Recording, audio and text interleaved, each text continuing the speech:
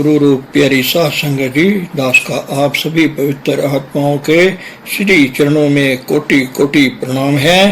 धार्मिक रस्म रिवाज, व्रत, जागरण, तीर्थ यात्रा, प्राणायाम आदि सब केवल आरंभिक कदम हैं जो आप में प्रभु से मिलने और उसकी ओर मुड़ने की इच्छा पैदा करते हैं। जब आपको परमात्मा के पास वापस जाने के लिए शब्द या ध्वनि के सर्व संजय रास्ते पर डाल दिया जाता है तो समझो कि आपने रस्म और रिवाज द्वारा उत्तम लाभ उठा लिया है। इस पथ के श्रद्धालु को इन आरंभिक रस्मों में ही फंसे रहने की जरूरत नहीं है। परम पूज्य परम संत कृपाल सिंह जी महाराज ने इस विषय पर भक्तजनों को विस्तार पूर्वक दास की जुबानी समझा रहे हैं। सत्संग प्रवचन शुरू करने से पहले गुरु प्यार का एक भजन आपकी सेवा में रखा जा रहा है। आपसे विनती है हमारे चैनल को सब्सक्राइब करें, लाइक करें, शेयर करें। धन सतगुरु, धन गुरु रूप प्यारी साध संगत जी। मिलता है सच्चा सुख केवल कृपाल तुम्हारे चरणों में, कृपाल तुम्हारे चरणों में। मेरी बेनती है पल पल क्षण क्षण रहे ध्यान तुम्हारे चरणों में, रहे ध्यान तुम्हारे चरणों में। मेरी बेनती है पल पल क्षण क्षण रहे ध्यान तुम्हारे चरणों में, रहे ध्यान तुम्हारे चरणों में। चाहे कांटों पर भी चलना हो, चाहे अग्नि में भी जलना हो, चाहे कांटों पर भी चलना हो, चाहे अग्नि में भी जलना हो, चाहे छोड़ के देश निकलना हो, रहे ध्यान तुम्हारे चरणों में। चाहे छोड़ के देश निकलना हो, रहे ध्यान तुम्हारे चरणों में, रहे ध्यान तुम्हारे चरणों में। मिलता है सच्चा सुख केवल कृपाल तुम्हारे चरणों में। चाहे संकट ने मुझे घेरा हो, चाहे चारों ओर अंधेरा हो, चाहे संकट ने मुझे घेरा हो, चाहे चारों ओर अंधेरा हो, पर दिल ना डगमग मेरा हो, रहे ध्यान तुम्हारे चरणों में। पर दिल ना डगमग मेरा हो, रहे ध्यान तुम्हारे चरणों में, रहे ध्यान तुम्हारे चरणों में। मिलता है सच्चा सुख केवल कृपाल तुम्हारे चरणों में, कृपाल तुम्हारे चरणों में। चाहे वैरी सब संसार बने, मेरा जीवन तुम पर भार बने। चाहे बैरी सब संसार बने, मेरा जीवन तुम पर भार बने। चाहे मौत गले का हार बने, रहे ध्यान तुम्हारे चरणों में। चाहे मौत गले का हार बने, रहे चरणों में रहे ध्यान तुम्हारे चरणों में मिलता है सच्चा सुख केवल कृपाल तुम्हारे चरणों में कृपाल तुम्हारे चरणों में मेरी बेनती है पल पल क्षण क्षण रहे ध्यान तुम्हारे चरणों में रहे ध्यान तुम्हारे चरणों में मिलता है सच्चा सुख केवल कृपाल तुम्हारे चरणों में।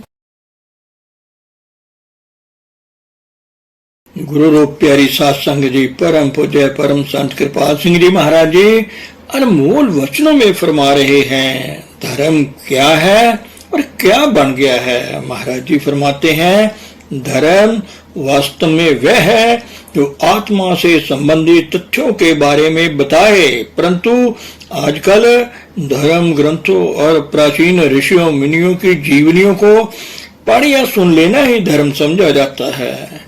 लोग यही सोचते हैं कि प्राचीन समय के महात्माओं के उपदेश और कथन जिसने पढ़ छोड़े वह बहुत बड़ा भक्त है। प्राचीन महात्माओं ने कहा है कि परमात्मा है तो इतने से ही मान लिया कि वह है।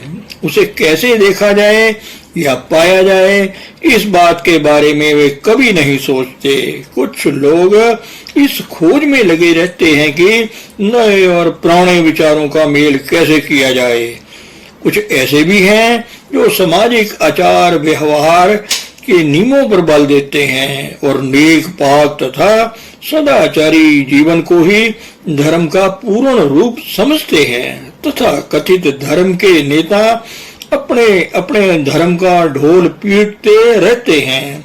कुछ लोग ऐसे हैं जो ये समझते हैं कि प्राचीन संत महात्माओं पर अंधविश्वास और उनकी भक्ति कर लेने से ही मुक्ति प्राप्त हो सकती है।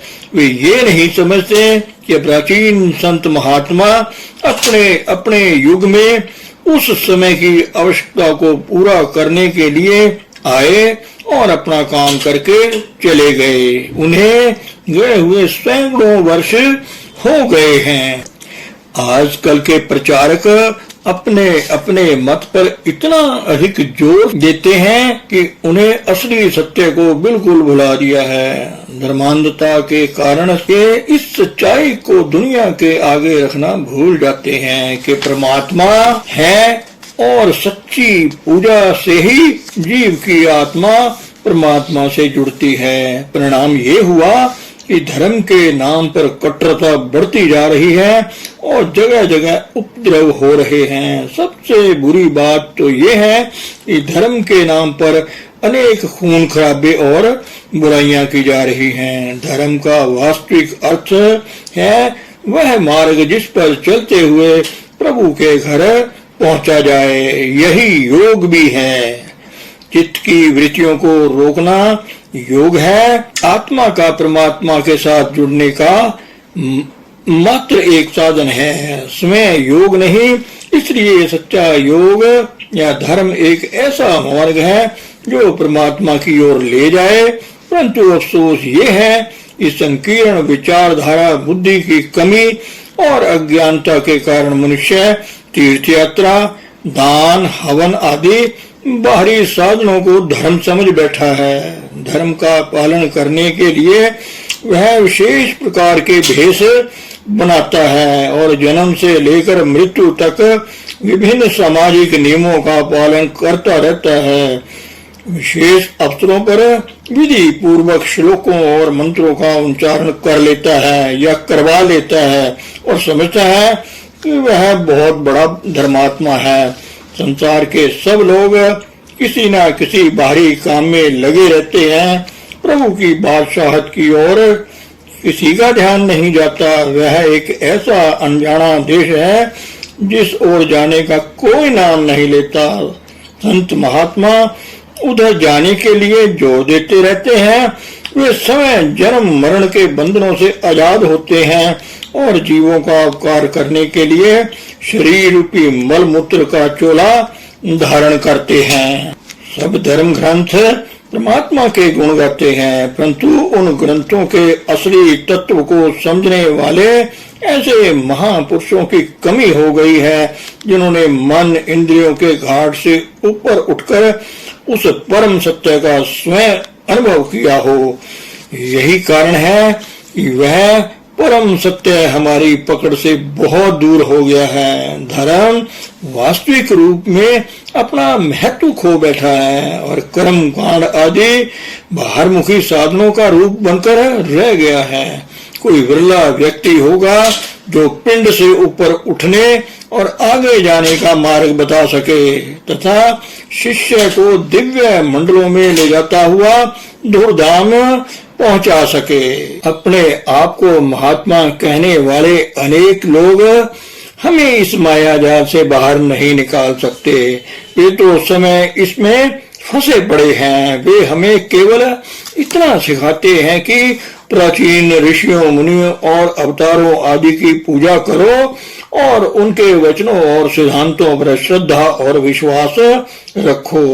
ये लोग हमें वह रास्ता नहीं दिखा सकते जिस रास्ते से प्राचीन ऋषियों मुनियों ने उस गति को प्राप्त किया। वे हमें इतना ही बताते हैं कि अमुक अमुक धर्म ग्रंथ प्रभु के वचन हैं और उनका पाठ करते जाओ। वे समय इतना नहीं जानते कि केवल पाठ करने से असली लाभ प्राप्त नहीं होता।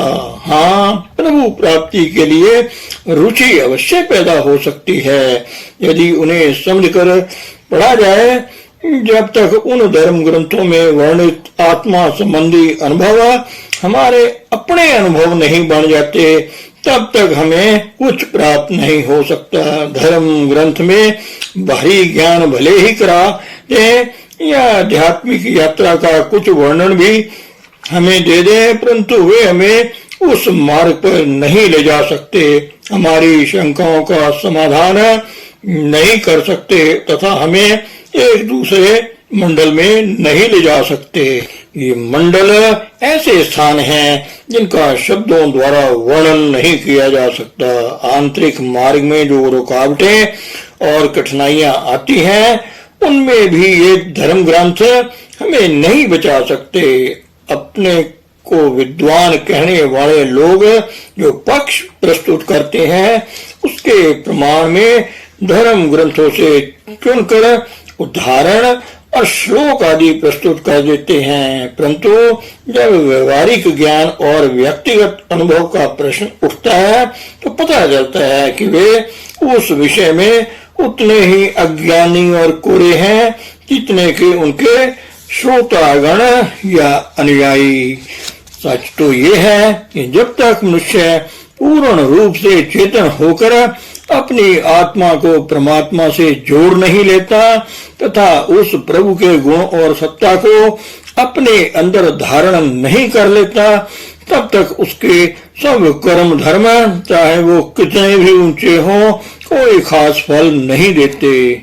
वह परमात्मा शांति और शून्यता का महासागर है। जब तक यह पूर्ण शांति या शून्य अवस्था हमारे अंदर नहीं आ जाती, तब तक अशब्द से उठने वाले शब्द की आवाज को हमारी आत्मा नहीं सुन सकती। उस ध्वनि को पकड़कर ही हमारी आत्मा उसके उद्गम स्थान अशब्द में लीन हो सकती है और हमेशा के लिए सुख शांति को पा सकती है। यह चुप ही एक वास्तविकता है, यह कभी न बदलने वाली सच्चाई है। इसे ही परम सत्य या परमात्मा कहते हैं, जो सदा से अटल है। उसका अनुभव हमारी बुद्धि नहीं बल्कि हमारी आत्मा ही कर सकती है। हम प्रभु का चिंतन नहीं कर सकते क्योंकि वह मन और बुद्धि से परे है। जब ये दोनों चीजें समय स्थान और कारण की सीमाओं से बंधी हुई हैं और ये बाहरी दुनिया में ही काम करती हैं, मन की कल्पना और बुद्धि की उड़ान चाहे कितनी ही ऊंची क्यों न हो, उससे प्रभु के बारे में कुछ भी नहीं जाना जा सकता। सोचे सोच न हो गई, ये सोची लखवार, चुप्पे चुप न होई, ये लाए रहा लिवतार। जब तक हम पिंड में रहते हैं तब तक प्रभु का अनुभव प्राप्त नहीं कर सकते।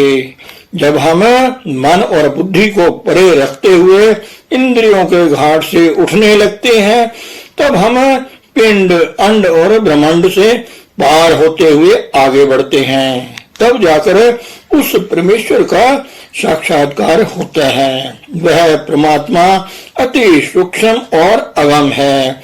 हम उस स्तर पर पहुंचे तो ही देख सकते हैं। कहा है, वड्डा साहेब ऊंचा थाओ, ऊंचे ऊपर ऊंचा नाओ, एवड़ ऊंचा होवे कोई, तिस ऊंचे को जाने सोई। केवल प्यार और भक्ति के पंखों से हम उस तक पहुंच सकते हैं। कल्पना लोक में विचरण करने से या बुद्धि की दौड़ से नहीं। निरंतर अभ्यास करके सबसे पहले हमें पूर्ण पवित्रता की अवस्था को प्राप्त करना है। ऐसी अवस्था जिसमें मन के अंदर कोई विचार ना उठे। सामान्यतः आत्मा पर मन और बुद्धि के आक्रमण लगातार होते रहते हैं और निरीह आत्मा मन के चंगुल में फंसी रहती है। आध्यात्मिक जीवन का अर्थ है आत्मा का परमात्मा से जुड़ जाना। यह सोच विचार या बुद्धि का विषय नहीं। हाँ, ये ठीक है कि बुद्धि द्वारा प्रभु की ओर पहला कदम उठाया जा सकता है। परमार्थ में रुचि का पैदा होना पहला चरण है, परंतु ये सब कुछ नहीं है। धन सतगुरु, धन गुरु रूप प्यारी सत्संग जी।